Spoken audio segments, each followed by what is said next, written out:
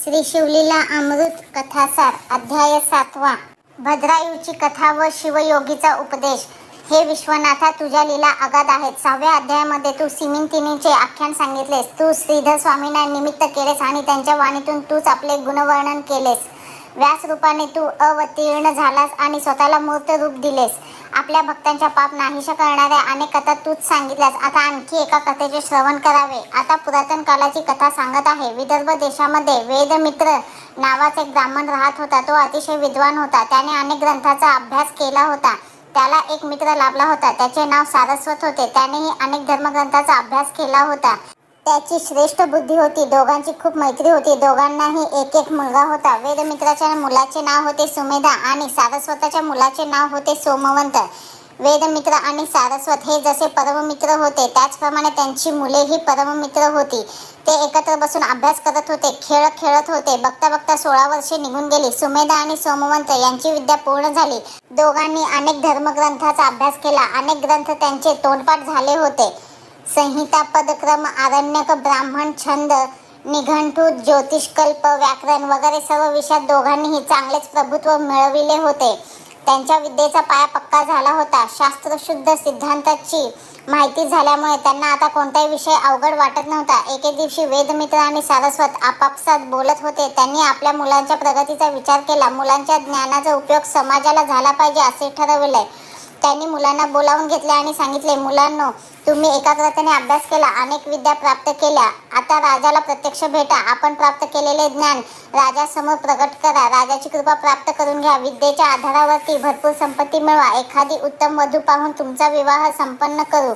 सुमेधा आणि सोमवंत यांनी आपल्या आई वडिलांची आज्ञा मान्य केली आणि ते दोघेही राजास जाऊन भेटले. आपण प्राप्त केलेल्या विद्येचे त्यांनी राजासमोर प्रदर्शन केले. नम्र भावनेने त्यांनी पाठ असलेले सिद्धांत म्हणून दाखविले. ती विद्वत्ता व विनम्रता राजाला अतिशय आवडली. राजा अतिशय खुश झाला. राजा म्हणाला, मुलांनो, मी तुम्हाला एक कथा सांगणार आहे. ती कथा एकाग्रतेने ऐकली तर मी तुम्हाला भरपूर संपत्ती देईन. ती दोघे म्हणाले, आपण अवश्य ही कथा सांगा. आम्ही ती श्रद्धेने श्रवण करू. राजा आता गोष्ट सांगू लागला. नैषद नगरीला चित्रांगद राजा राज्य करीत होता. त्याची पत्नी सिमंतिनी ही अतिशय सुंदर होती. तसेच ती अतिशय चतुर व शिवभक्त होती. तिची कीर्ती सर्व जगात पसरली होती. ती शंकराचे व्रत करते तेव्हा नेहमी एका दाम्पत्याची पूजा करते. त्यासाठी तुमच्यापैकी एकाने स्त्री वेश घ्यावा व नैषद नगरीला दाम्पत्य म्हणून जावे. सिमंतिनी दाम्पत्य म्हणून तुमची मनोभावे पूजा करेल आणि तुम्हाला भरपूर द्रव्य देईल. ते द्रव्य घेऊन पुन्हा तुम्ही माझ्याकडे यावे. मी तुम्हाला हवे तेवढे द्रव्य देईन.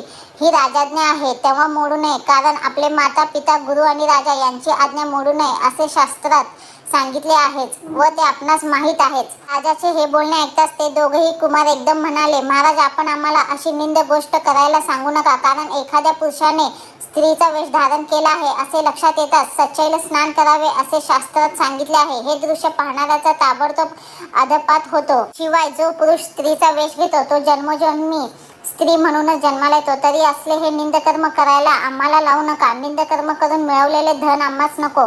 आम्ही सत्कृत्याने व सन्मार्गाने हवे तेवढे धन प्राप्त करू शकतो हे आम्ही विश्वासाने सांगतो. आम्हास आमची विद्येची कामधेनू आहे. ती सोडून आम्ही असे निंदकर्म कदापि करणार नाही. विद्या ही देवता आहे. ती माता पितापेक्षाही अतिशय श्रेष्ठ आहे.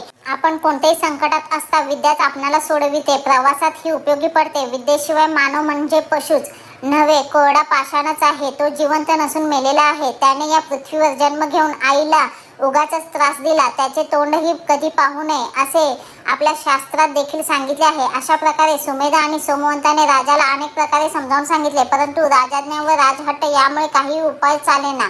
आता राजाने अतिशय सुंदर नवीन वस्त्रे व आभूषणे सारस्वत पुत्र सोमवंताला दिले. त्याने ते परिधान केले. स्त्री वेश केला. राजाज्ञेनुसार हे दाम्पत्य सोमवारी संध्याकाळी सिमंतिनीच्या शंकराच्या व्रताच्या पूजेच्या वेळेला नैषद नगरीत आले. सिमंतिनी ही रंभा उर्वशीपेक्षा सुंदर, सर्व स्त्रियात श्रेष्ठ अशी कीर्तिमान स्त्री होती. रेणुका, जानकी किंवा कृष्णाची भगिनी द्रौपदी सारखी ती सुद्धा अतिशय महान पतिव्रता होती. हे दाम्पत्य त्यांच्या समोर आले तेव्हा तिने ओळखले की हे दोघेही पुरुषच आहेत. तिने भोलेनाथाची व्यवस्थित पूजा केली व शंकर पार्वतीचा हा अवतार आहे असे समजून तिने त्या दोघांची पूजा केली. तिने त्यांना पंचपक्वानाचे भोजन दिले, वस्त्रे अलंकार देऊन त्यांना निरोप दिला. दोघे रस्त्यावरून चालले होते तेव्हा त्यांची गंमत करण्यासाठी सोमवंत म्हणाला, चल आता आपल्याला एकांत मिळाला आहे. आपल्या मित्राची वाईट भावना पाहून सुमेधाने त्यास सांगितले, आज तू सर्व स्त्रीरूपी नखरा बाजूला टाकून दे व पुन्हा मूळ रूपात ये. आपण दोघेही ब्रह्मचारी आहोत. आपण असे एकमेकांबद्दल बोलणे बरोबर नाही. सोमवंत बेशुद्ध पडला होता. सुमेधाने त्याला पाणी शिंपडून उठवले व आता पुढे चालूया असे सांगितले. तो म्हणाला, मी स्त्रीचे रूप घेऊन खरोखरच स्त्री रूप झालो आहे. आता तू माझी मनोकामना पूर्ण कर. सोमवंताची ही इच्छा त्याने झिडकारली व पुढे चालू लागला. जो आपल्या मोहावर संयम ठेवतो तो मनुष्य नव्हे तर साक्षात शंभो महादेवच आहे. त्याच्या पवित्र चरणांजवळ सर्व तीर्थांचा वास असतो. अशा माणसाला सर्वजण वंदन करतात. सुमेधा एक गुणवंत पुरुष होता. तो सोमवंताला म्हणाला की प्रथम आपण आपल्या गावी जाऊ व शांत डोक्याने झालेल्या सर्व गोष्टींचा विचार करू. सुमेधाने आपल्या वडिलांना सर्व सांगितले. सोमवंताच्या वडिलांना हे कळताच त्यांच्या पायाखालची जमीन सरकली. त्यांना खूप वाईट वाटले. आपला एकुलता एक मुलगा स्त्री झाला हे त्यांना सहन झाले नाही. ते मोठ्याने रडत रडत राजाकडे गेले व म्हणाले, हे अन्नदाता, तू काय केलेस? माझ्या पुत्रास स्त्रीचे रूप घेण्यास सांगितले व तो खरोखर स्त्री झाला. यावर राजा म्हणाला, मला क्षमा कर. ही शिव पार्वतीची कृपा आहे. त्यामुळेच तुमचा सुपुत्र स्त्री झाला आहे. माझा काहीही दोष नाही. राजाने देवीची आराधना सुरू केली. देवी प्रसन्न झाली. राजाने देवीस सोमवंत ब्राह्मणाचे स्त्री रूप बदलून पुरुष रूपात आणून देण्यास सांगितले. यावर देवी म्हणाली की हे वत्स, मी काहीही करू शकत नाही. तिने आपल्या भक्तीने आपल्यात बदल करून घेतला आहे. आता खुद शंकरांना सुद्धा त्याला पुरुषत्व देता येणार नाही. आता तू सोमवंत रूपी स्त्रीचे सुमेधा बरोबर लग्न लावून दे. दुसरा काहीही पर्याय नाही. एवढे बोलून देवी अंतर्धान पावली. व्यास मुनीने त्यानंतर दुसरी कथा सांगण्यास सुरुवात केली. अवंती नगरात फार वर्षापूर्वी एक वेदशास्त्र संपन्न सात्विक ब्राह्मण राहत होता. त्याचे नाव होते मदन. पण त्याच्या या सर्व गुणांमध्ये एक वाईट गुण होता. तो म्हणजे तो अतिशय कामुक होता. त्याच नगरात एक सुंदर वैश्य राहत होती. तिचे नाव होते पिंगला. तिचे ते अनुपम सौंदर्य पाहणाऱ्या प्रत्येक पुरुषाला वाटे की ही आपली पत्नी असती तर फार बरे झाले असते. तो सात्विक ब्राह्मण त्या बाईच्या नादी लागला होता. 24 तास तो ब्राह्मण पिंगलेच्या दारात मद्य पिऊन पडलेला असे. त्याने आपल्या जन्मदात्या माता पित्यास घरातून हाकलून दिले होते. तो ब्राह्मण सारखा पिंगलेच्या बाहुपाशात पडलेला असे. एके दिवशी या सर्व सत्यशिव सुंदर जगाचा उद्धार करण्यासाठी एक अत्यंत तेजस्वी ऋषभ नावाचे ऋषी पिंगलेच्या घरी आले. त्यांचे ते तेजस्वी रूप पाहून पिंगला व मदन ब्राह्मणाने धावत जाऊन ऋषींचे चरण कमल धरले. त्यांची व्यवस्थित पाद्यपूजा केली, भोजन दिले व झोपण्यास व्यवस्थित मऊ गाद्यांची व्यवस्था केली. ते ऋषी झोपल्यानंतर त्यांचे चरण कमलांजवळ दोघेही बसले. आता मदन व पिंगला त्यांचे पाय चेपू लागले. त्यामुळे त्यांचे थोड्या प्रमाणात पुण्य वाढले. आपल्याला गणेश पिता पार्वतीपती महादेव साक्षात ऋषींच्या स्वरूपात दर्शन द्यायला आले. याबद्दल त्यांना मनातून अतिशय समाधान वाटत होते. अशा पद्धतीने काही वर्षांनी तो ब्राह्मण व त्याची मनमोहनी वैश्य मरण पावली. त्या दोघांच्या हातून अनेक पापे झाली होती. पण ऋषभ नावाच्या ऋषींच्या सेवेचे पुण्य त्यांना मिळाले होते. या पुण्याच्या जोरावर त्या दोघांनाही पुन्हा मर्त्य लोकात जन्म मिळाला. या दोघांना कोणाच्या पोटी मनुष्य जन्म मिळाला ते आता आपण पाहू. मदन ब्राह्मण वज्रबाहू व सुमती या राजा राणीच्या पोटी जन्मास आला, तर पिंगलेने सीमंतिनीच्या पोटी जन्म घेतला. सीमंतिनी ही मोठी शिवभक्त होती. मदन ब्राह्मण राणी सुमतीच्या गर्भात होता तेव्हा ती गर्भवती असल्याने इतर राण्या तिचा द्वेष करीत होत्या. सुमतीला सारख्या छळत होत्या कारण ती पटराणी होती. या सर्व राण्यांनी सुमतीस ठार मारण्याचे ठरवले. त्यांनी सर्व संधी साधून तिच्या जेवणात जहाल विष मिसळले. हे जेवण जेवल्याने सुमती व लहान बाळाच्या अंगावर मोठमोठे फोड आले. त्यातून रक्त वाहत असे. या फोडाच्या त्या दोघांना अतिशय वेदना होत होत्या. लहान मुलाला या वेदना सहन होत नव्हत्या. तो सारखा रडत असे. राजाला आपल्या मुलाचे दुःख पाहावेना. त्याने सर्व वैद्यांना बोलावले पण कोणत्याच वैद्याच्या औषधाचा काहीही परिणाम झाला नाही. शेवटचा उपाय म्हणून सुमती राणीने उमानाथास प्रार्थना करण्यास सुरुवात केली. ती म्हणाली, हे पार्वतीनाथ, मी तुम्हाला शरण आले आहे. तुमच्या गुणांचे काय वर्णन करावे. बुद्धिमान अशा गणेशाचे तुम्ही पिताश्री आहात. या सर्व विश्वाचे तुम्हीच चालक आहात. तुम्हाला कोणती गोष्ट असाध्य नाही. मला व माझ्या छोट्या मुलाला या तीव्र वेदनांपासून मुक्त करा. विषामुळे आलेले फोड आम्हाला सहन होत नाहीत. तुमच्या कृपाशीर्वादामुळे हे फोड नाहीसे होऊ देत. राजाने या दोघांचा त्रास नको म्हणून त्यांना दूर अरण्यात सोडून दिले होते. जंगलातल्या हिंस्त्र प्राण्यांपासून पशुपक्षी त्या तान्ह्या बाळाचे संरक्षण करीत असत. रानामधून एक वाणी चालला होता. त्याला ते मायलेक दिसले. याबद्दल त्याने ताबडतोब पद्माकर राजास सांगितले. त्याने मोठ्या आदराने सुमती राणीस व तिच्या बाळास आपल्या महालात आणले. सुमती राणीने आपली सर्व हकीकत सांगितली. पद्माकर राजाने आपल्या महालाच्या शेजारी त्यांची राहण्याची चोख व्यवस्था केली. छोट्या राजपुत्राचा जीव त्या फोडांमुळे कासावीस झाला होता. अखेर यमाने त्या छोट्या राजपुत्रावर झडप घातली. सुमती राणी शोक आवरेनात. माझा सोन्यासारखा मुलगा मेला असे ती सर्वांना सांगू लागली. माझ्या मुलाला कोणीतरी पुन्हा आणून द्या असे ती म्हणत असे. तिला वेड लागले होते. आजूबाजूचे लोक जमले होते. बायका तिची समजूत काढत होत्या. तेव्हा तेथे एक शिवयोगी आला. हातात त्रिशूल, कमंडलू आणि तेजस्वी चेहरा असा त्याचा पेहराव होता. सुमती राणीने त्या शिवयोगास आपल्या मुलास पुन्हा जिवंत करण्याची विनंती केली. तो शिवयोगी म्हणाला, हे माते, तुझा मुलगा मृत्यू पावल्याने तुला दुःख होणे साहजिकच आहे. पण मला एक सांग, तुझे पूर्वजन्माचे पती, वडील, पुत्र कोठे आहेत? तुझा व त्याचा जेवढा संबंध होता तेवढा आता संपला आहे. तुझ्या मुलाचा आत्मा हे शरीर सोडून गेला. फाटलेली वस्त्रे जशी मनुष्य फेकून देतो तसा आत्मा हे जुने शरीर सोडून नवीन शरीर धारण करतो. मनुष्य या पृथ्वी तलावर 5-50 वर्षे येतो व पुन्हा मरतो. पुन्हा पुन्हा जन्म घेऊन पुन्हा पुन्हा मरणे हे मनुष्याच्या जीवनाचे चक्र आहे. मनुष्याचा जन्म सहजासहजी मिळत नाही. त्याला 84 लक्ष योनींचा प्रवास पार करावा लागतो. मनुष्य जन्मात भोलेनाथाची परमभक्ती करून आपले जीवन यथार्थ करावे. मनुष्य जन्म हा विरळ आहे. मनुष्य जन्मात महादेवाची व इतर देवाची भक्ती करावी व आपले कल्याण करून घ्यावे. तो शिवयोगी सुमती राणीस म्हणाला, हे माते, तू ज्या मुलाबद्दल रडतेस तो जन्मापूर्वी कोठे होता व मृत्यूनंतरचा त्याचा प्रवास याची तुला काही कल्पना आहे का? ह्या मुलावरच्या मोहामुळे तू रडत आहेस. मनुष्य कधी चांगल्या कुळात तर कधी खालच्या कुळात जन्म घेतो. मनुष्याचा आत्मा हाच खरा आहे. मनुष्याचा जन्म नाशवंत आहे, क्षणभंगूर आहे. तरी अल्पावधीतच देवाची प्राप्ती करून घेणे आवश्यक आहे. तू त्या मुलाच्या शरीरावर प्रेम केलेस. मानवाचे शरीर हे सर्व रोगांचे भांडारच आहे. या मनुष्यरूपी शरीरात अनेक हाडे, मांस, रक्तवाहिन्या, मलमूत्र आहे. मानवाचे शरीर हे मातेचा विटाळ व पित्याच्या वीर्यापासून बनलेले असते. मातेच्या पोटात 9 महिने राहून मनुष्याचा जीव कंटाळलेला असतो. कधी एकदा पृथ्वी पाण्यास मिळेल असे त्याला झालेले असते. हा सर्व देवाने केलेला खेळ आहे. तेव्हा तू आता भोलेनाथांच्या चरणी लीन हो. मानवाच्या शरीराबद्दल मी तुला काय सांगू? मनुष्याचा मृत्यू केव्हा होईल काही सांगता येणार नाही. काळ हा मनुष्याच्या जन्मापासूनच पाठीमागे लागलेला असतो. या काळाच्या पोटात किती माणसे नाहीशी झाली याची गणनाच नाही. मृत्यूनंतर मानवाचे शरीर आपतेष्ट जाळून टाकतात किंवा पुरतात. 14व्या दिवशी तोंड गोड करतात व आपल्या कामाला लागतात. हे जग कोणा वाचून अडून बसत नाही. सीतापती राम व यशोदेचा लाडका श्रीकृष्ण या पृथ्वीवर आले व त्यांनी अवतार संपवले तरी जगावर काहीही परिणाम झाला नाही. जगाने पुन्हा आपल्या कामाला सुरुवात केली. मनुष्याच्या शरीरात काम, क्रोध, लोभ, मद, मोह, मत्सर ठासून भरलेले असतात. केव्हा कोणता गुण उफाळून येईल हे काहीही सांगता येत नाही. मनुष्याचा जन्म लहानपणी खेळण्या बागडण्यात, तारुण्यपण विषयात, तर वार्धक्य आजारात केव्हा संपून जाते कळत नाही. मनुष्याने आपल्या जीवनात निदान क्षणभर तरी देवाचे नाव घ्यावे. देवदेवतांच्या तीर्थक्षेत्री जाऊन यावे. मनुष्याने आपल्या जीवनात पुण्याचा एवढा साठा करावा की त्या पुण्याच्या जोरावर मनुष्यास मृत्यूनंतर मुक्ती मिळेल. मनुष्याने आपल्या 6 षड्रिपूंवर काबू मिळवावा. या पृथ्वीवर अनेक स्त्री पुरुष जन्मास येतात. तारुण्यात एकमेकांच्या मोहपाशात गुंततात.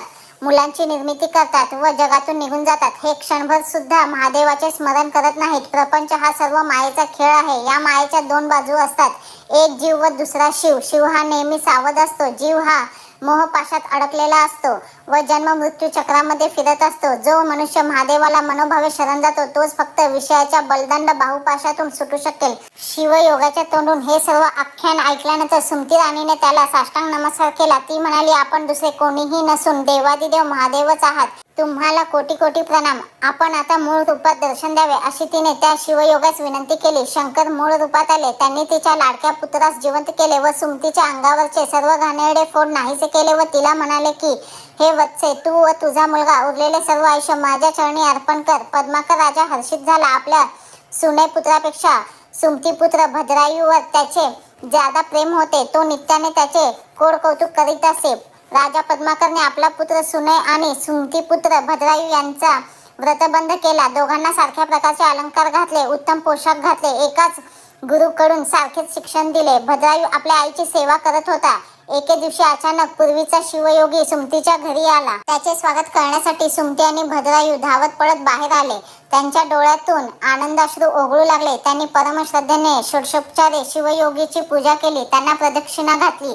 सुमती म्हणाली, महाराज, पुत्रवती म्हणून मी या जगात मानाने वावरत आहे. यानंतर शिवयोगाने भद्रायूला नीतिशास्त्राचे शिक्षण दिले आणि सांगितले की, आपल्या श्रुती स्मृती पुराणांमध्ये जसे वर्णन केले आहे त्याप्रमाणे तू सदैव नीतीने राहा. माताश्री, पिताश्री व गुरुवर परमश्रद्धा ठेवून गाय, ब्राह्मण, प्रजा यांचे मुलाप्रमाणे अत्यंत आदराने पालन कर. सर्व प्राणी मात्रांमध्ये शंकराचे तेज भरले आहे याची तू सदैव जाणीव ठेव. स्वधर्माचे आचरण कर. वर्णाश्रमाचे उत्तम तऱ्हेने पालन कर. कोणतीही गोष्ट पूर्ण विचारांती कर. शब्द हे शस्त्र आहेत, ते कोणाला लागणार नाहीत अशा पद्धतीने त्यांचा वापर कर. आपला शत्रू कोण आणि मित्र कोण हे सूक्ष्म विचाराने तू जाणून घे. आपल्याला किती धन प्राप्त होते आणि खर्च किती होतो याचा योग्य प्रकारे जमा खर्च करून तू व्यवहाराने वागत जा. आपले सेवक कसे आहेत याचा विचार कर. आपल्या घरी जे अतिथी येतील, देव, मित्र, स्वामी येतील त्यांचा योग्य प्रकारे आदर सत्कार कर. अग्निहोत्र, शेती, गोपालन याच्याकडे बारकाईने लक्ष दे. धनविद्येचा आदराने सांभाळ कर. लहान मुले, पत्नी, शत्रू, सेवक, रोग, कौटुंबिक गोष्टी या सर्वांवर नीट लक्ष ठेव, अन्यथा फार मोठी हानी होते याची जाणीव ठेव. जगातील ज्ञानी लोक सदैव ज्या मार्गाने वाटचाल करीत असतात त्या मार्गाने तू वाटचाल कर. आपल्या आई वडिलांची कधीही निंदा करू नकोस. तसेच योगी पुरुषांचा आदर सत्कार कर. वैश्वदेव करण्याच्या वेळी एखादा अतिथी दारामध्ये आला तर त्याला अन्नदान कर. अन्न व वस्त्राचे सदैव दान करीत राहा. दुसऱ्याला काही त्रास होणार नाही अशा तऱ्हेचे आचरण कर. कोणाशी वादविवाद करणे सोडून दे. श्री शंकरांचे सदैव स्मरण कर. आपण केलेल्या वमनाकडे माणूस जसा तोंड फिरवतो तसे दुसऱ्याचे धन व दुसऱ्याची स्त्री पाहून तुझ्या मनाला वाटू दे. नेहमी एकाग्रतेने देवाची शास्त्रशुद्ध पूजा करत जा. शास्त्र पुराणांचे श्रवण करत जा. जप जापे होम हवन करत जा. ब्राह्मणाची सेवा करत जा. तू सर्व प्रकारचा आळस घालवून टाक.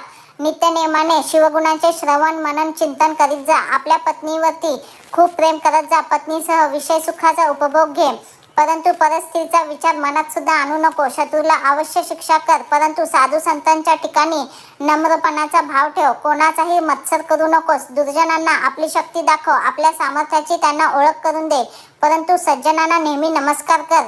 तुझी वाचा नेहमी शिवाच्या पवित्र नामामध्ये रंगू दे. पवित्र दानाने तुझ्या दोन्ही हातांचे सार्थक होऊ दे. तीर्थयात्रेने दोन्ही पायांचे सार्थक होऊ दे. रोज शांत बसून शिवाचे ध्यान करीत जा. संतांना प्रेमाने आलिंगन देत जा. पुराणे ऐकून तुझे दोन्ही कान तृप्त होऊ दे. शिवाच्या मंगल रूपाचे दर्शन घेऊन तुझ्या दोन्ही नेत्रांचे सार्थक होऊ दे. शिव निर्माल्याचा तू वास घेत जा. अशा प्रकारे सर्व इंद्रिये नित्य शिव भजनामध्ये रंगून जाऊ दे. तू राज्यामध्ये फिरत जा. कोणी दीन, अज्ञानी, अनाथ असेल तर त्याच्यावर सदैव कृपा कर. सदैव नेहमी सहकार्य संतांची नेहमी संगती ठेव. जो देवधर्माला मानत नाही त्याची उपेक्षा कर. दररोज नियमित आहार घेत जा. नियमितपणे निद्रा घेत जा. शिकार करताना नीती नियमांचे पालन करत जा. सदैव विद्या, मैत्री, पुण्य, स्मृती, धैर्य, दान, उत्साह यांचे संवर्धन करत जा. आपली संपत्ती कोणाला सांगू नकोस. आपल्या घरातील कलह कोणाला सांगू नये. आपला अपमान स्वतःच्या मनात ठेवावा.